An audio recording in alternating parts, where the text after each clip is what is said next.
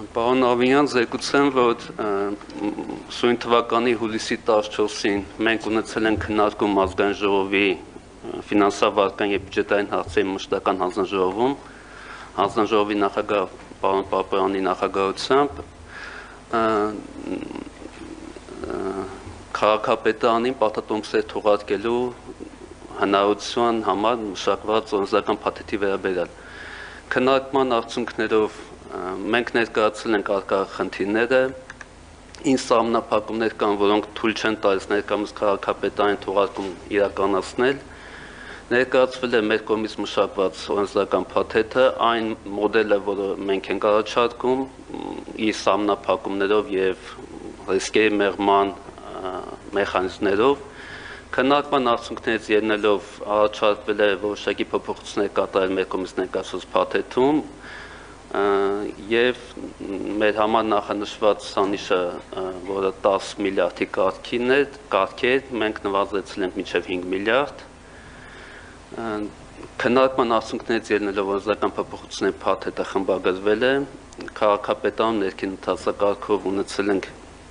քննարկում պարոն Հովհաննիսյանի մոտ, դրանից հետո արդեն համաձայնեցված նախագիծը ներկայացվել է անպատասխան վարչություն շրջանառություն կազմակերպելու համար։ Շնորհակալ եմ, պարոն Ջհանգիրյան, իրականում մեծ ծրագրերի համար պետք է նաև համապատասխան միջոցներ եւ միջոցներ ներգրավելու տարբերակներից մեկը իհարկե պարտքային գործիքների զարգացումն է, որը կարելի է ասել գրեթե տենց զրոյական մակարդակից մի փոքր ավել է տարբերվում, ցավոք սրտի, եւ այն կարողությունները, որ պետք է զարգացներ Երևան քաղաքը, լավ է ուշ, քան երբեք հիմա սկսենք զարգացնել, որովհետև ինչպես եւ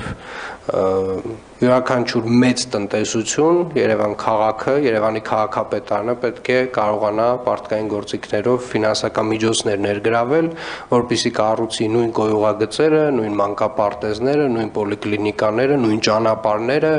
էստակադաները եւ ամեն անգամ, այսպես ասած, այդ ուզվորի դեմքով սրանից եւ նրանից գումար չմուրա, որովհետեւ Երևան քաղաքը ունի այդ կարողությունը եւ այդ հնարավորությունը պետք է օգտագործի։ Ասեմ ավելին, այն ծրագրերը, որոնք որ մենք նախանշել ենք, իրապես էական ֆինանսական միջոցների ներգրավում են պահանջում եւ հետեւաբար պարոն Ջհանգիրյան, դուք արդեն գիտեք, որ կա հանձնարարական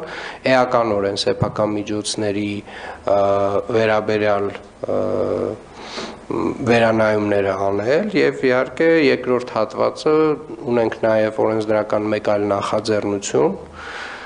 բյուջեի բաշխման հետ կապված եւ ես կարծում եմ դա էլ նույնպես շատ կարեւոր նախաձեռնություն է, որովհետեւ Երևան քաղաքը իրապես հսկայական տնտեսություն է իր մեծ ծավալի արդեն հնացող ենթակառուցվածքներով, որոնք որ փոխարինման կարիք ունեն եւ մենք վստահաբար գալիք հնգամյակում այդ բոլոր ծրագրերի, այսպես ասած, մեծ թափ իրականացումը նվազագույնը պետք է սկսենք։ Նո արդեն սկսել ենք, բայց դրա հետագայի համար մեզ էական միջոցներ են պետք գալու եւ մենք այդ միջոցները պետք է ապահովենք։